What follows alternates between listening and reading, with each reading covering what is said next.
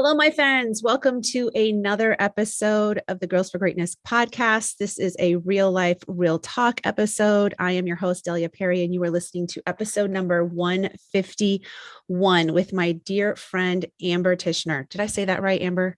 You did. Okay, Absolutely. good. I was going to ask you that before. Totally forgot.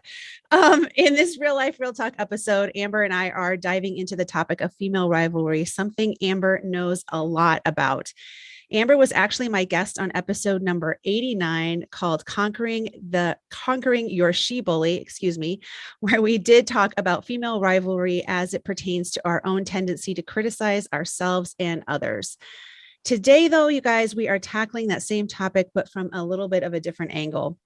To give you a little background on Amber, Amber has a PH.D. in industrial organizational psychology, and she is the founder of To Be Coaching and Consulting. Amber is a thought leader on the topic of women's rivalry. See, guys, I told you that she knows a lot about the topic of female rivalry. She has 20 plus years of experience as an organizational change strategy and leadership consultant, where she has helped guide businesses through transformational change. Besides all of that, Amber just released her wisdom-packed book, Behind Frenemy Lines, Rising Above Female Rivalry to Be Unstoppable Together. And I believe you released that in November. Is that correct? That's November 30th. Okay, awesome. Yes. So Amber's goal is to promote collaboration over competition in order to empower women to find their voice, leave rivalry behind, team up with a community of like-minded women who support each other to be unstoppable together. Amber, thank you so much for being here. I'm so glad that we are back together again on this podcast. So thank you so much. Thank you for having me again. I loved our first conversation. I know this will be equally fun. I know. It's going to be great. It's going to be great. So I know some of you may not have heard that first episode that she was on, number 89. If you haven't, I encourage you to go back and listen to it, of course. But just tell us a little bit about you and maybe where you're from for those that missed that episode and how you got into this work. Sure. Thank you. So I'm a Seattle transplant, but I live in Richmond, Virginia, and I've been here for a while. How I got into female rivalry, goodness, I was working on my PhD, and with the work I was doing or the research, I had to do something in an organizational setting. And I wanted to do something about women. And then I saw this happening in the work environment I was in and how it was so disruptive to the culture. But it wasn't just disruptive to the two women who were involved in it. It was disruptive to everybody. And it was like the big elephant in the boardroom, and good women were walking. And so that piqued my interest and is how I started to study this. Fast forward, I moved from DC to Richmond, and I'm on a project, a long 6-year project, and it happened to me, and I didn't realize it. And it was probably the best, worst thing I could have experienced to help me truly understand this type of behavior and the phenomenon of it and everything. And so I was shocked that I knew as much as I did, and I didn't see it, and I lost my voice. But I thought, okay, went in and quit and said, okay, now I need to help other women, because if I know as much as I do, what is it doing to women who don't have the knowledge that I have? And so that's really how it came to be. And I wrote my book and studying women's relationships. So it's never dull, put it that way. Right. I think when you were on, maybe you had written the book, but it wasn't published yet. Is that correct? I think I was in, because I was on before COVID hit. Yeah. So it was here. It was in my head, and I had an outline. And I think not long after we spoke, COVID hit. And then I thought, oh my gosh, this is kind of a game changer. And I did a little bit of a pivot, and, we're all at home more. And I thought, how can I utilize this time? And the timing was just right to write it. So, and that's how it came to be. And I pulled out all of the stories. I think that's the one thing after the rivalrous experience happened to me, I had all these other stories I was sitting on because I had continued to collect them. And at that point, I took another pivot. It just wasn't stories about women at work. it was about women who just experience this behavior, because I do not think there are any boundaries to it. It happens socially, it happens in your family. And so I started reading their stories and I went, oh my God, this is exactly how I felt. And so I knew I had to give their stories and my own a voice to help other women. Were these other women that just kind of came to you? Like, did you put something out there and say, hey, if you've experienced this, I want to hear your story? Yeah, it was a combination. I did a bunch of social media calls, and then people that had talked to me said, hey, I have somebody that would love to talk to you. I think it's cathartic for people too, if especially if you haven't gone through some type of counseling or whatever, that you're listened to and it helps you heal, and to know that somebody understands. So yeah, I was kind of overwhelmed by the response of, please, can you? And especially because it's something so vulnerable to share this, because there's shame involved in it, because you didn't stop the behavior. Yeah, you guys definitely, I will link this up, but you got to pick this up. It's great. It's so well written. As I was telling Amber before we started recording, and the stories that she weaves in there are really impactful. I found those to be just amazing, and it will keep you definitely hooked in reading and captivated.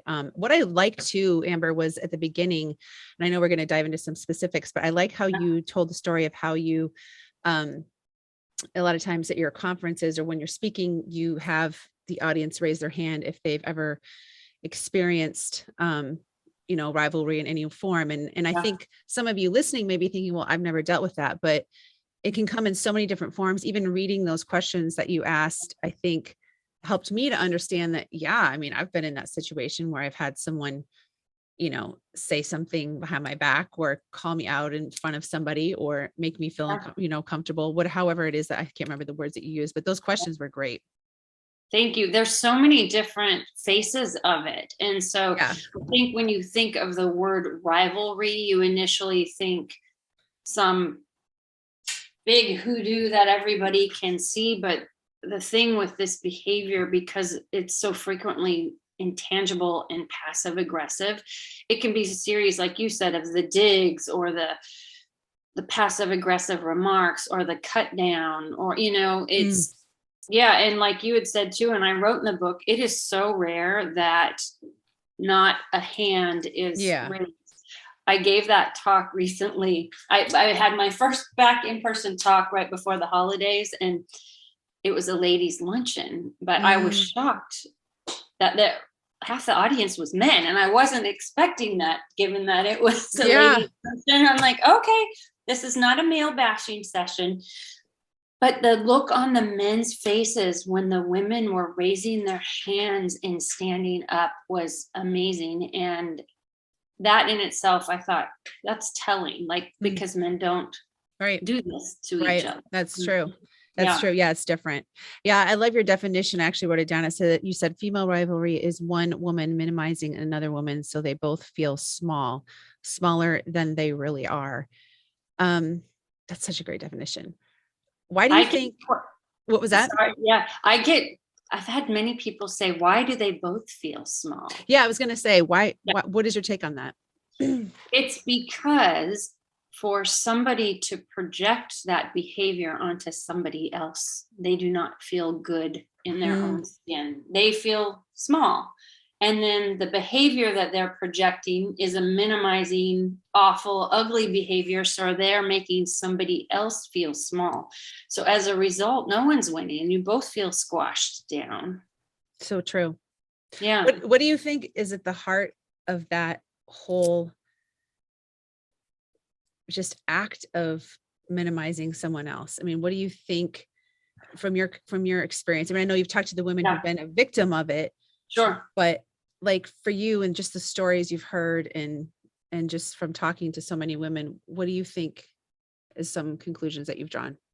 I think, while there's so many parts and pieces that make it, I think one of the big baseline things is this behavior often stems from somebody that doesn't like herself. Mm. So you are unhappy in your own skin because you can't feel good about yourself and do that to somebody else. And so being unhappy in your own skin, and then with, coupled with that, you have insecurity, you have jealousy, you have comparison, you have envy, you have all these things that stack it up. But women who love themselves love other women. I firmly believe that in my heart. I know that. I've seen the behaviors, and of course we all have to check ourselves sometimes to make sure we're not being catty, or that's just human nature. But I do think the core of this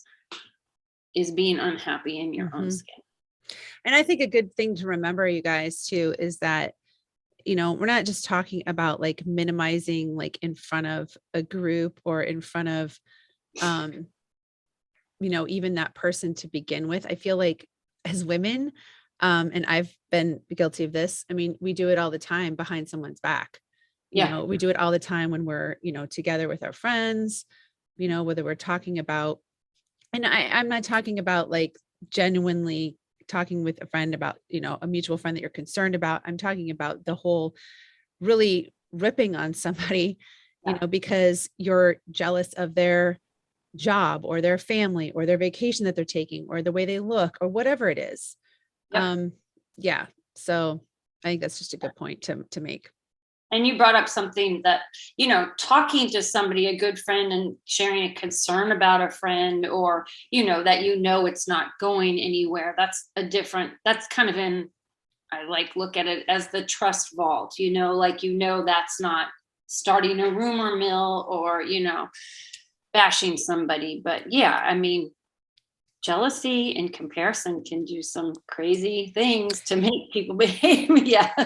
Yeah. I wanted to kind of talk a little bit more about that idea of comparison, because I think,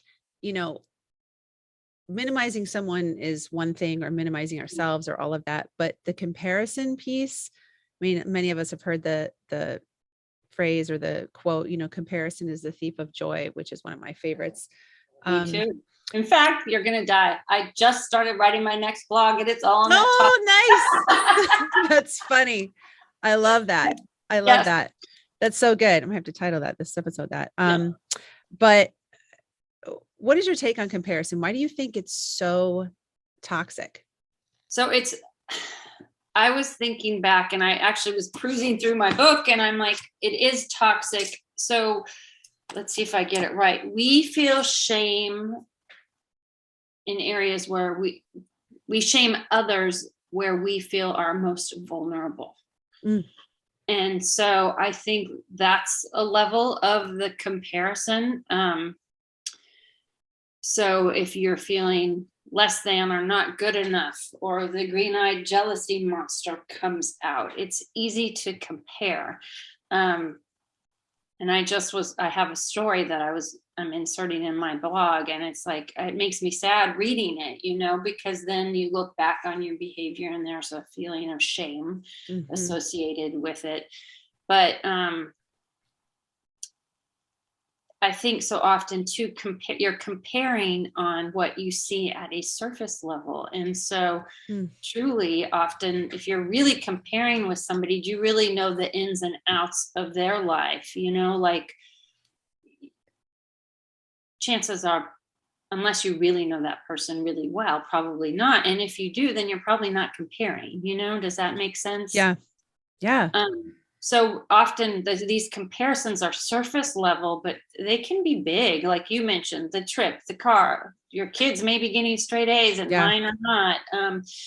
But a lot of these things too, it's like, it's not in your control. And what are you doing to make yourself better versus comparing? That's so true.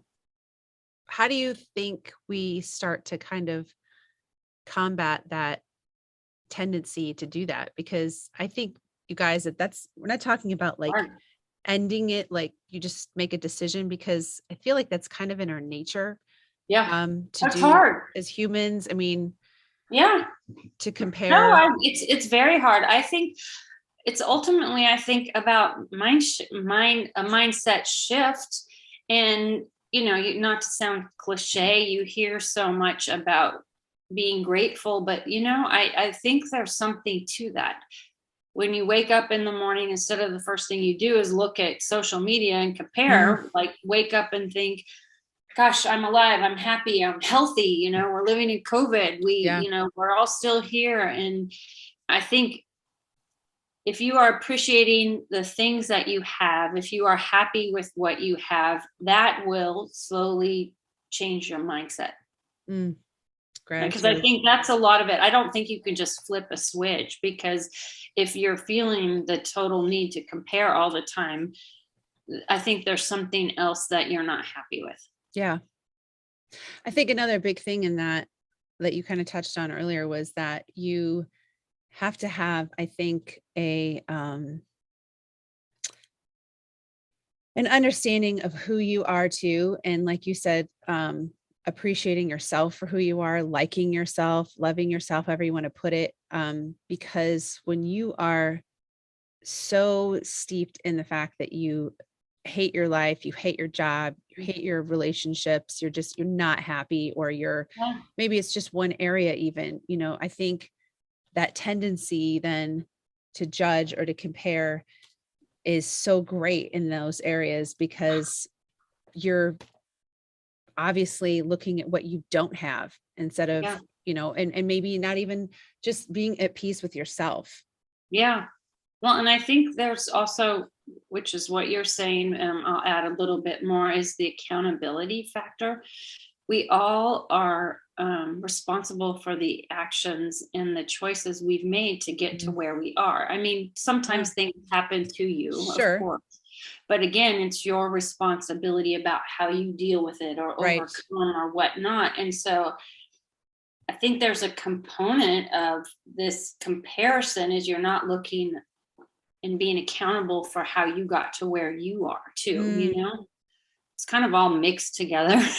But I think these are choices like you have, and that goes back then, do you have a choice to be, whether you choose to compare or not? Yes and no. Of course, when your feelings take over, it's hard to stop how you feel, but it's so true. It is. That's so true. How do you think we should deal with it when we are finding ourselves, the victims of someone's jealousy or judgment or even rivalry? I mean, when we find that we're the person that are being targeted. Being targeted, and we didn't feel like we did anything wrong. I mean, I've been in those situations too, where I'm like, I didn't even know this person hardly. Like, what is their deal? You're saying, okay, I've had this not long ago as well. And first off, let's just say that feeling sucks. It's awful. It makes you feel bad. It makes you doubt yourself, even if you've absolutely done nothing at all, because you think, well, why? They don't really know me. So why are they treating me this way? Or why would they say that to somebody else? Or if they had a problem with me, why wouldn't they come to me? It's hard. And I think the hardest lesson of all is, if you truly in your heart know you haven't done anything, you just have to stand in your peace and know that those who know you, those are your people. So if somebody's saying something or projecting these negative feelings toward you, they're not your people. What I've had to do, and this is not always well perceived by everybody either, because I think you have to set boundaries then.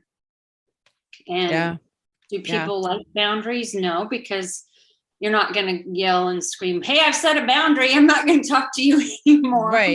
But so then, there's the retaliation of that. You're perceived as not being nice or unkind. But if you're setting a boundary to make yourself safe, then that's okay. Yeah. But it won't be well liked by everybody, and it still feels crappy. Right. But I think that's you could call the person out, but I don't know that that would get you anywhere either. I guess it depends on how well you know them and how much value that relationship is to Right. you. Right. I know one of the things that I also love about this book too, that you talk about, is the whole idea of sisterhood and how you, you have to know who those people are. Like you said, those people that are going to stand by you no matter what. And, Yeah. um, those people who are, like you said, your people. And I'm curious, like, what you would say about, just how we can cultivate that in our own lives, and how we can maybe even nurture the friendships that we have, that, that we do have in our life, that we do think, Yeah. are those people.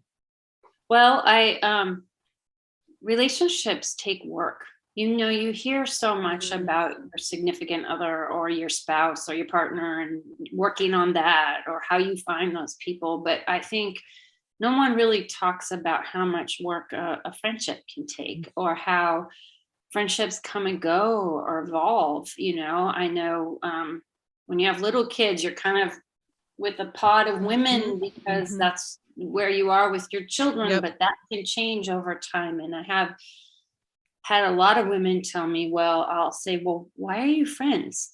Well, because we have history. So history isn't just a reason to remain a friend with somebody.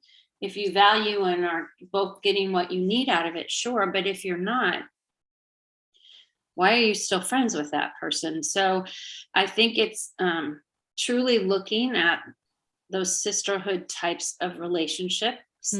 Are you getting what you're putting into it, and vice versa? Are they getting what they need from you? It takes work. You have to do things. You also have to know, like, okay, maybe I haven't heard from Michelle in a long time, but I know when we get together, we'll pick back up right where we left off. But is that always the case? Maybe not. So you have to kind of, where you date with your spouse, I think it's good to date with your friends. Like, you just have to keep things fresh and know what makes that person special in your life. And the older I get, I kind of look at my friendships as circles. So your core, your family, and your most important people are right in the middle. And then the circles kind of widen as they go out. And some, I will always be kind, but I just know certain people are not in my closer circle. And, the older I get too, I kind of feel like that might be tightening up a little bit, the ones that are truly in my inner core.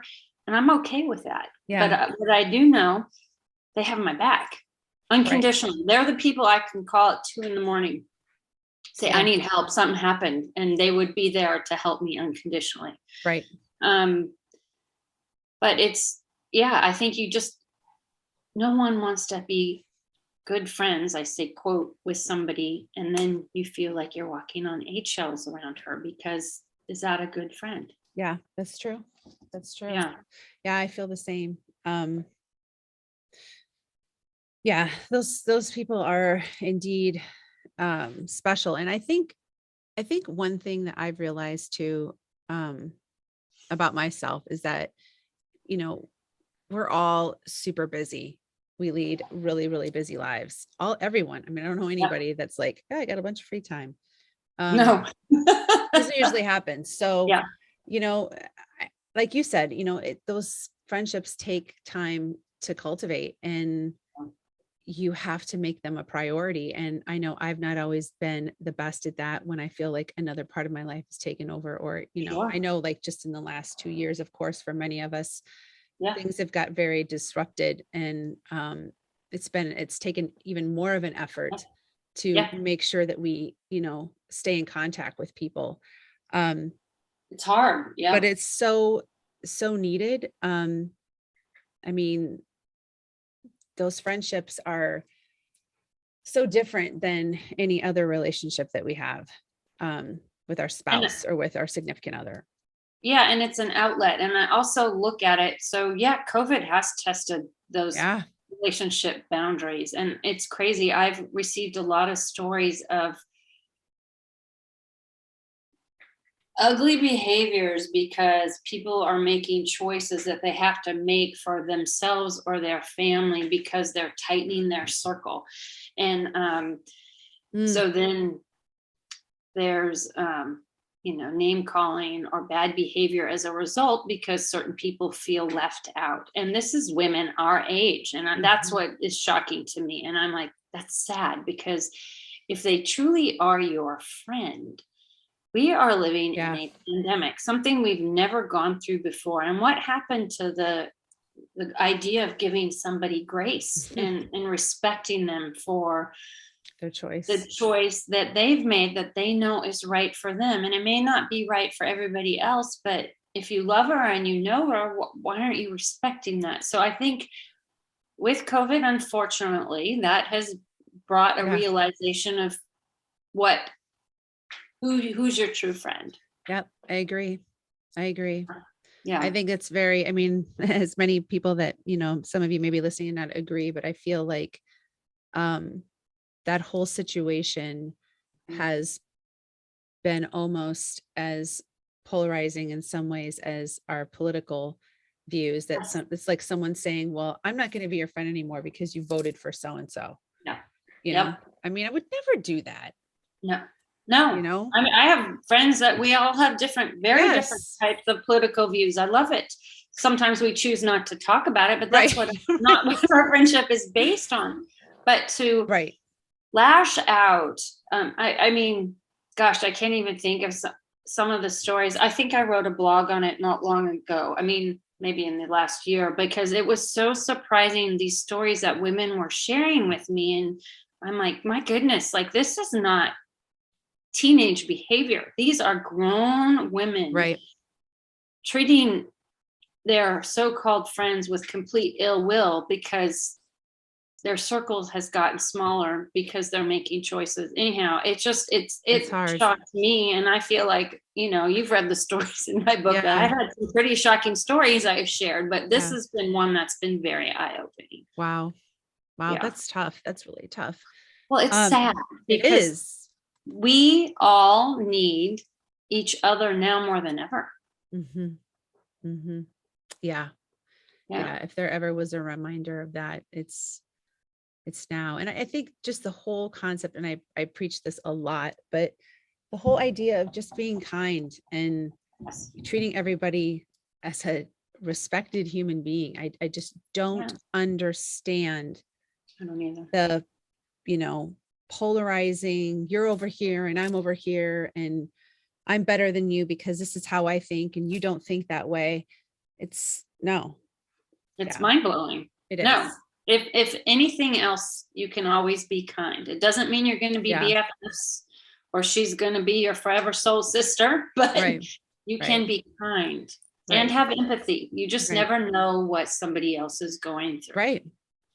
Right. And I think another really good point before we wrap up is that, guys, everybody's time, obviously, like I just said, we're all busy and everybody's time is precious. I mean, I think it's really important that you get really clear on who you're going to give your time to. I mean, that's something I've had to really do.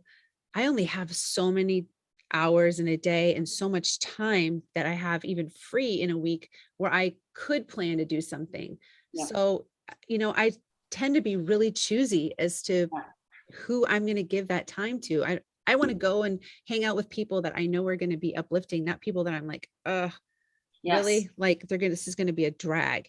No. Yeah. And, even if you can't, I've started, I love to get a card in the mail. A handwritten note means the world.